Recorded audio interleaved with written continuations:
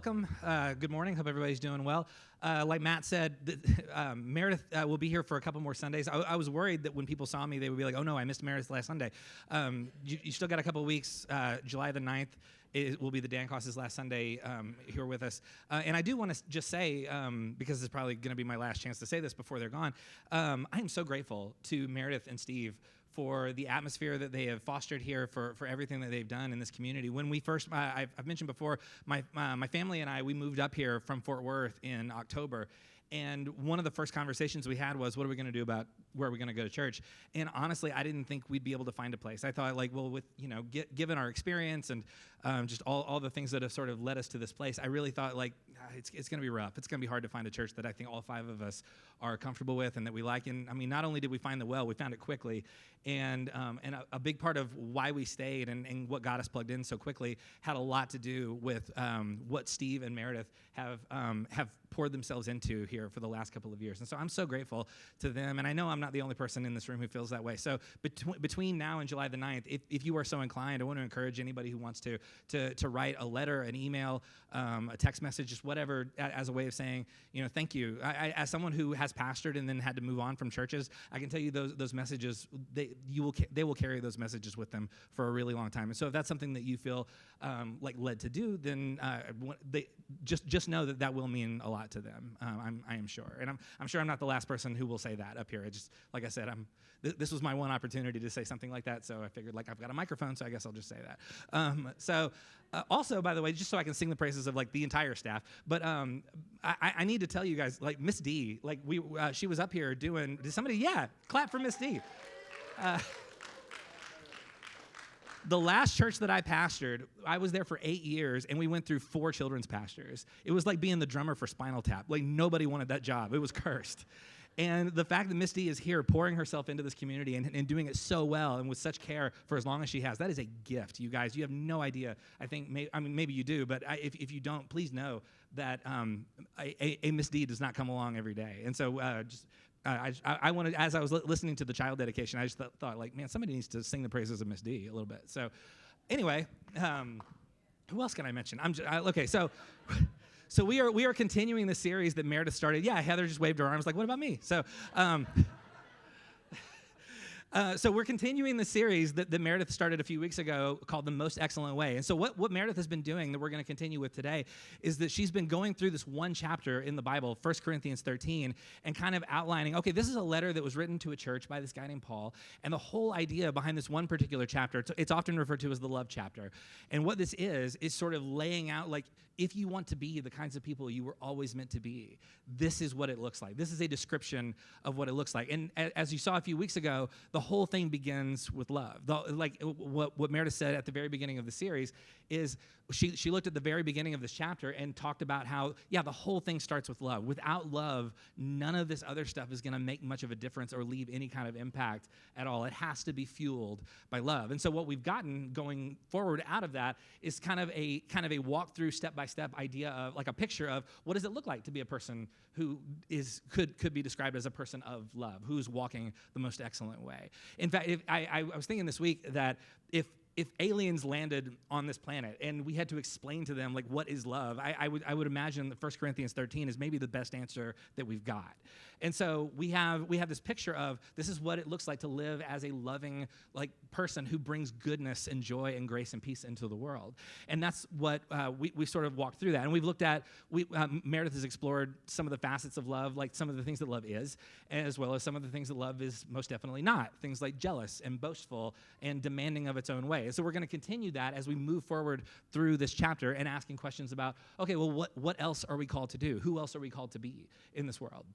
So we're going to jump in at 1 Corinthians 13. We'll start with verse 4, but we're actually landing. Verse 6 is where kind of the heart of what we're talking about today is. So in verse 4, it says, love is patient and kind. Love is not jealous or boastful or proud or rude. It does not demand its own way. It is not irritable, and it keeps no record of being wronged. And then in verse 6, it says, love, does not rejoice about injustice, but rejoices whenever the truth wins out. So we're going to talk a little bit about what are we talking about when we talk about injustice, which can be a really loaded idea in a church context because, again, not unlike love, injustice and justice are these ideas that kind of, it's almost like an ink blot. Like we might have lots and lots of assumptions and previous conversations that we bring into that conversation, and we don't really, I think it's hard for us to sort of know what we're talking about when we talk about justice and injustice, which also, by the way, because it says it does not rejoice about injustice, or it does not rejoice about injustice, but rejoices whenever the truth wins out, which is an odd juxtaposition, because it says, it doesn't rejoice with injustice. You would think it would say, but does rejoice when there is justice. But instead, it talks about truth, and we're going to get to that in a minute. But here's the thing about this. Everybody probably, I would imagine most people, think this about themselves. No, most people, I would imagine, when asked, would say, like, yes, I am against injustice, and I am for truth. Very few people are out here saying, you know what I'm really into? Injustice and mass deception. That's what really gets my motor running. Nobody thinks that about themselves. In fact, I was thinking, like, you could totally imagine seeing this as like a social media bio. Like, this is how a person might describe themselves. And so we have this, your Uncle Ron here, writes, I hate injustice and I love truth. Like, we can totally, I made this up, by the way. This is a created, don't follow this person.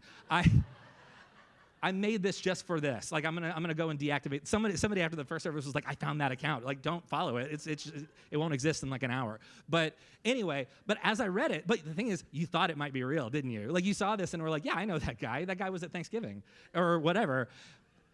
We can totally imagine, like, yeah, we're anti-injustice and pro-truth. Most people would say that about themselves, even people who were maybe like, I don't know, like conspiracy theorists or people who just say whatever's on their mind all the time. It's like, hey, look, I'm just speaking the truth. You know what I mean? Like, there's lots of this going on that we would say, like, yeah, but there's not a lot of love attached to that particular posture. So again, everybody thinks, yeah, I'm anti-injustice and I'm very pro-truth. But what are we talking about when we even talk about these kinds of things? So it's possible, first of all, it's possible that you grew up in a tradition, not unlike what I grew up in, where injustice is not really a thing that gets talked about a lot.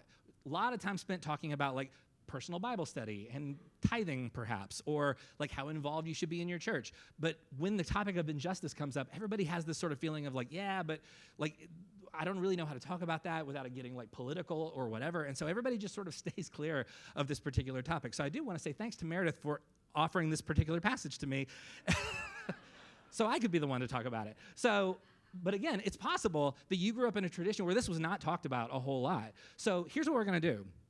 We're going to talk about what it means to be oriented against injustice as part of the most excellent way. What are we talking about when we talk about being oriented against injustice? So first of all, I would argue that when it says that love does not rejoice about injustice, I would argue that that is a massive understatement. There's actually a lot of evidence in the scriptures where love or God or the people of God are like not just I don't get excited about injustice, but it's more of a, like, actually injustice stirs up a lot of things that look a lot more like rage and anger. And so we're going to look at some of the passages in the scriptures that talk about not only a God who does not rejoice in injustice, but it actually really gets upset about just the idea of injustice. So look at Amos chapter 5. In Amos 5, this is meant to be the words of God. It says, I despise your religious festivals. Your assemblies are a stench to me. Even though you bring me burnt offerings and grain offerings, I will not accept them. Though you bring choice fellowship offerings, I will have no regard for them. Away with the noise of your songs. I will not listen to the music of your harps, but let justice roll on like a river, righteousness like a never-failing stream. And what you find if you look through the book of Amos, which obviously we all have, but as you read through the book of Amos, what you're going to find is all of this is oriented. This is a message that is being sent to a group of people who are meant to be exhibiting the ways of this God that they follow, but are instead taking advantage of the people who are most vulnerable in their midst. And you have this God who says, no, not only is that not okay, just why don't you stop doing all the stuff that looks religious and pretentious? Why don't you just stop doing all of it? Because I hate when you do that and you are mistreating other people. So then if you jump forward a little bit into Amos chapter 8, it says this. It says, hear this, you who trample the needy and do away with the poor of the land, saying, when will the new moon be over that we may sell grain, and the Sabbath be ended that we may market wheat? Skimping on the measure, boosting the price, and cheating with dishonest scales, buying the poor with silver, and the needy for a pair of sandals, selling even the sweepings with the wheat. In other words, what people were doing was they were taking like sweepings off of the floor and dumping it into bags of wheat so that they would weigh more and then selling it to the poor. So they're literally selling like dirt and wood shavings and calling it wheat so that they can make a little bit more money. So we have this being set out over and over and over again throughout the book of Amos. But then also, if you go over to another book in Isaiah chapter 3, it says this. It says, the Lord takes his place in court. He rises to judge the people. The Lord enters into judgment against the elders and leaders of his people. It is you who have ruined my vineyard. The plunder from the poor is in your houses. What do you mean by crushing my people and grinding the faces of the poor, declares the Lord Almighty. Notice, by the way, this is always oriented toward, like these words are always being addressed to religious people and religious leaders. Basically, the idea here is like, you should know better. Like this kind of stuff matters, and it makes me angry. There's lots and over and over and over again, you have lots of language in the scriptures that describe a God who gets very upset when people are being taken advantage of and injustice is in their midst, specifically people who are meant to be following this God. So there are very strong words against people who have mistreated the vulnerable and the marginalized over, and this is just a small sampling. We could spend all day here. We won't, but we could. But there is an interesting story. If we jump forward into the story, like a story about Jesus, there's an interesting story that actually highlights this mindset. So we're going to do something. We're going to look at one passage, but we're going to look at it in two different translations, which get excited. So we're going to look at Mark chapter 1 from the NIV first, and then we're going to look at it from another translation. We're going to see a really important difference. So in Mark chapter 1, verse 40, this is a story about Jesus. It says, a man with leprosy came to him and begged him on his knees, if you are willing, you can make me clean. Then in verse 41, it says, Jesus was indignant. He reached out his hand and touched the man. I am willing, he said, be clean. Immediately, the leprosy left him and he was clean. So this is interesting, right? A man comes to Jesus and wants to be healed, which happens all the time in the scriptures. But it says Jesus's internal response is what? He's indignant. Why does this guy asking for healing, which again, lots of people do, make Jesus angry? And if Jesus is so angry about it, why does he go ahead and heal the guy? So there's a lot, I think this translation of this leaves lots of questions on the table, which is a good thing. It's good to ask these kinds of questions. And so why is Jesus angry? And if Jesus is so angry, why does he go through with healing the guy? So let's look at the same passage from a different translation. So in Mark chapter 1, beginning in verse 40 from the New Living Translation, it says this. It says, a man with leprosy came and knelt in front of Jesus, begging to be healed. If you are willing, you can heal me and make me clean, he said, which so far sounds exactly the same, right? And then look at verse 41. Moved with compassion, Jesus reached out and touched him. I am willing, he said, be healed. So in one translation, it comes out as anger or indignant. In another translation, it comes out as moved with compassion. What is going on that these translators, these people whose lives are devoted to translating Greek into English, why can they not agree on whether this word should be indignant or moved with compassion? What is going on here? So in Greek, this phrase, moved with compassion or moved with anger or indignant, it's the word I never get this word right, splanknisthos. It's again, I probably butchered the actual pronunciation of the word, but it's close. The root here is like splanknon, which means like your guts. And so it literally means moved in his abdomen. So the idea here is Jesus is feeling something very deeply. He's feeling it in his guts. There is some sort of visceral response that Jesus is having to this event. And sometimes it's translated as moved with anger, and sometimes it's translated as moved with compassion. So this word, splanknisthos, can be translated either way. So somehow the concept of anger and compassion are so closely linked that you could actually have people, really smart professional people who do this for a living, who do not agree on which word best suits this situation.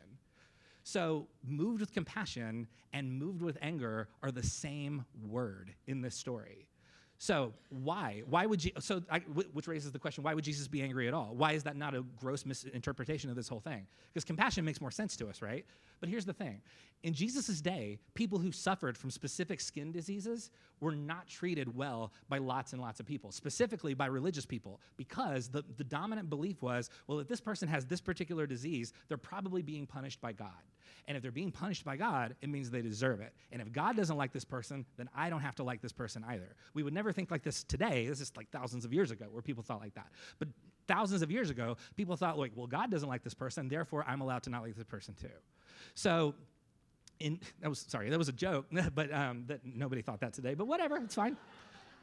They don't all go well. It didn't go well in the first service either, but I thought this do it exactly the same way, and then people will laugh. No. So anyway, it is entirely possible, neither here nor there, it is entirely possible that this man has already been ignored and shunned and pushed away by religious authorities. In fact, there's one ancient document that describes if a rabbi or a religious leader saw a person with this particular skin disease, that rabbi or religious leader would throw stones and shout, "Go back to your place and do not defile other people." Like this was a public thing that religious leaders would do. So again, it's entirely possible that this guy who comes to Jesus has already experienced that from every other religious person or religious leader like Jesus. Maybe that's why the guy starts with dropping to his knees and begging, because he expects Jesus to respond just like everybody else always has. So why is Jesus angry? One dominant theory of this passage, one that I tend to buy, is that Jesus feels compassion towards the man because he is angry at the social situation that has brought him here. Jesus' anger is not at the man who's begging to be healed. Jesus' anger is at the circumstances that have led this man to feel this desperate and alone. Jesus is angry, and he is moved with compassion all at the same time. When Jesus encounters injustice, it's not just one thing that he feels. It is both compassion and anger. So perhaps when there is a sacred presence, these two emotions, anger and compassion, actually fuel the same desire, which is to see love and healing take place. And when that doesn't happen, there is a felt sense of anger and a felt sense of sorrow. For Jesus, when it comes to injustice, anger and compassion are connected. They're the same. One fuels the other. It is not simply that Jesus does not delight in injustice. He is stirred in his guts about injustice. He is moved with anger and filled with compassion.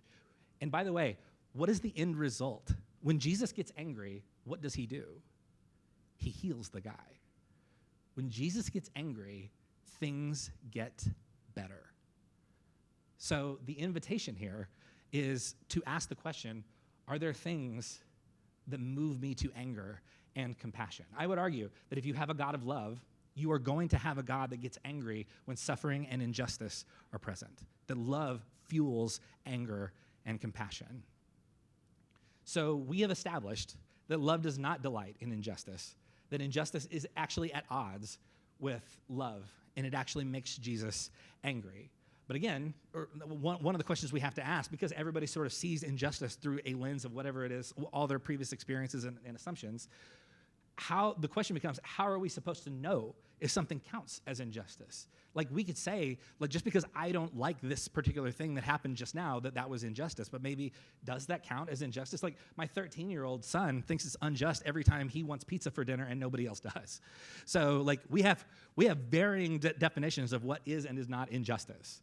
So the question that we're left with is, okay, well, if we're just going to go back to the scriptures and ask the question by examining what's already been given to us, how would the scriptures describe justice and injustice? So let's look at Deuteronomy chapter 14.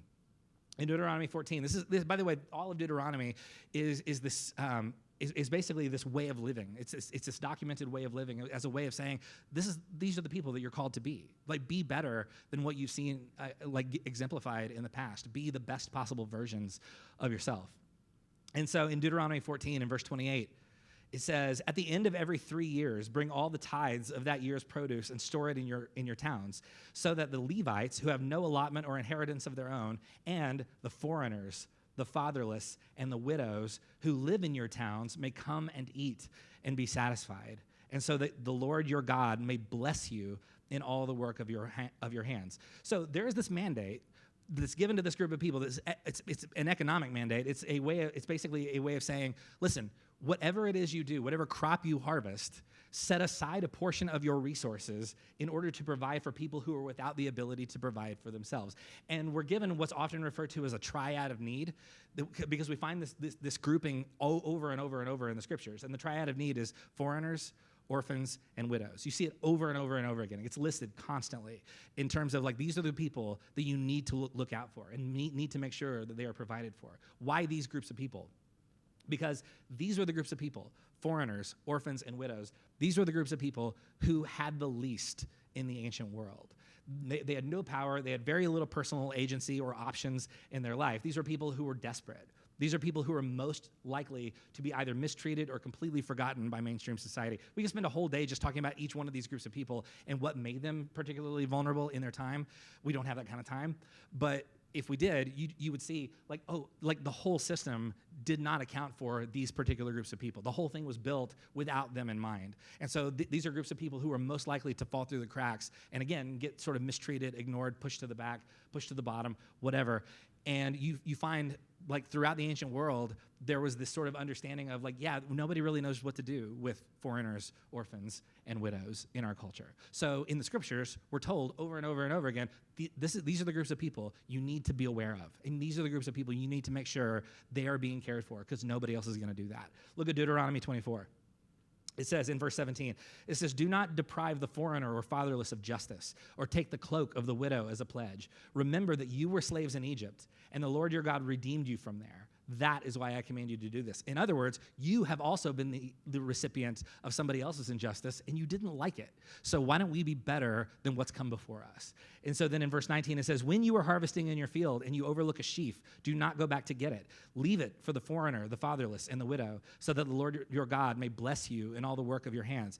When you beat the olives from your olive trees, do not go over the branches a second time. Leave what remains for the foreigner, the fatherless, and the widow. When you harvest grapes in your vineyard, do not go over the vines again. Leave what remains for who? The foreigner, the fatherless, and the widow." It's this rhythmic repetition of, yeah, this is who we're caring for. This is who we're paying attention to. Remember that you were slaves in Egypt. That is why I command you to do this. Over and over and over again. Again, in this rhythmic way of reminding everyone, don't forget that there are people in your midst who are prone to becoming forgotten and overlooked, and even sometimes taken advantage of and abused and marginalized, and you cannot let that happen. So then in in Isaiah chapter 1, it says this. It says, "When you spread out your hands in prayer, I hide my eyes from you. Even when you offer many prayers, I am not listening. Your hands are full of blood. Wash and make yourselves clean. Take your evil deeds out of my sight. Stop doing wrong. Learn to do right. Seek justice." So the question becomes, okay, well, what does that look like? Defend the oppressed, take up the cause of the fatherless, and plead the case of the widow. Injustice is what happens when the most vulnerable among us are marginalized, taken advantage of, exploited, or mistreated. This is what happens when people have no power and someone comes along and says, I think I can gain something from this person's lack of power. So in James chapter 1, verse 27, it says this: "Religion that God our Father accepts as pure and faultless is this, to look after orphans and widows in their distress, and to keep oneself from being polluted by the world." Over and over and over again, this God says, you want to be a part of the story I'm telling? Then take care of those in your midst who are vulnerable to acts of injustice. So the question becomes, if these passages were written today to us in 2023 in Edmond, Oklahoma, who would we list? Would it still be the foreigner, the orphan, and the widow? Or would it be different groups of people? Would we say, oh, now in this context, in this world, there are different groups of people who are more vulnerable? So what would it look like? So I wanted to give you some statistics. More than 9 million children in the United States are food insecure. 9 million children in the U.S. have no idea where their next meal is coming from. Does that move you with compassion? Does that make you angry? Maybe when given that kind of information, we should look inside of ourselves and say, does that stir anything in my gut? Because maybe that's where we start when we start looking for injustice. Or 1 in 3 women and 1 in 4 men in the United States have experienced some form of domestic violence. Oklahoma is ranked 3rd in the nation for women killed by men in domestic disputes. Does that make you angry? It makes me angry. According to the National Registry of Exonerations, innocent black people are 7 times more likely to be wrongfully convicted of murder than innocent white people. Around the world, 663 million people lack access to safe drinking water. And then finally, according to law enforcement agencies, the frequency of hate crimes in the United States is rising.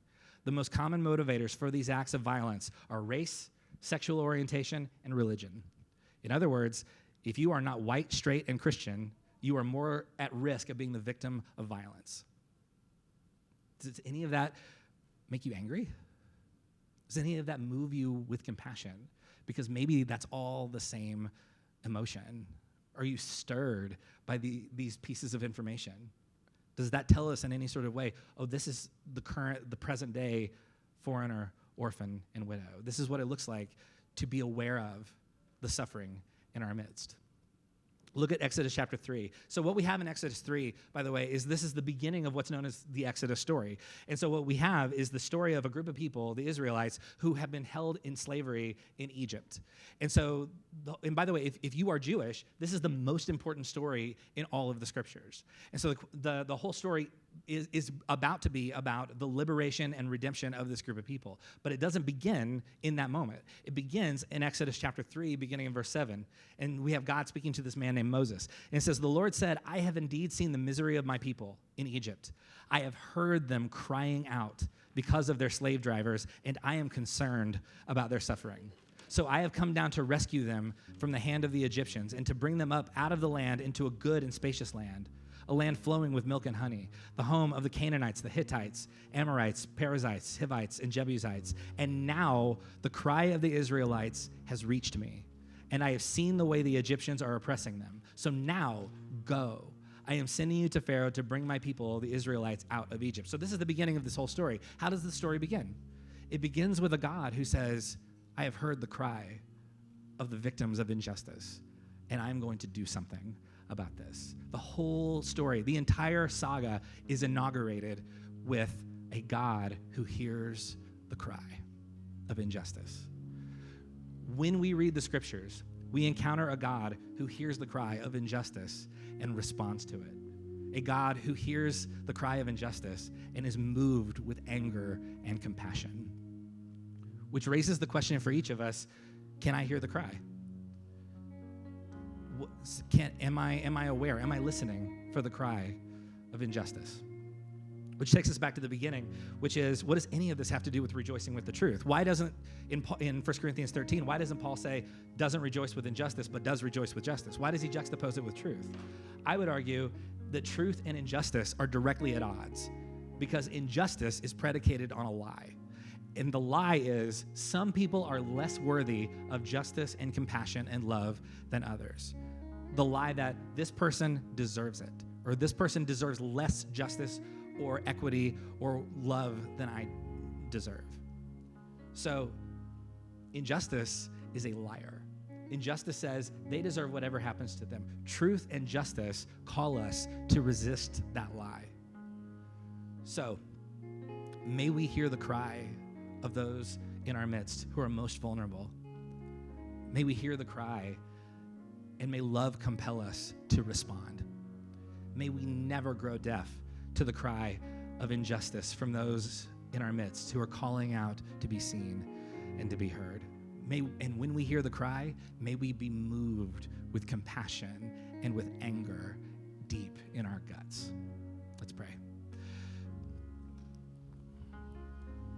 God, we thank you for this invitation to listen for the cry, to respond when we encounter injustice in our midst. May we, like Jesus, encounter injustice and make things better for someone. For those of us who are moved by either one of these pieces of information, the statistics, or something else that we knew about before we even walked through the door, may we find a way to get into it. May we find a way to respond. May our anger fuel our compassion, and may our compassion fuel our anger, and may all of that together make this world a little bit better. May we walk the most excellent way and bring more truth and justice into the world. In the name of Jesus, we pray.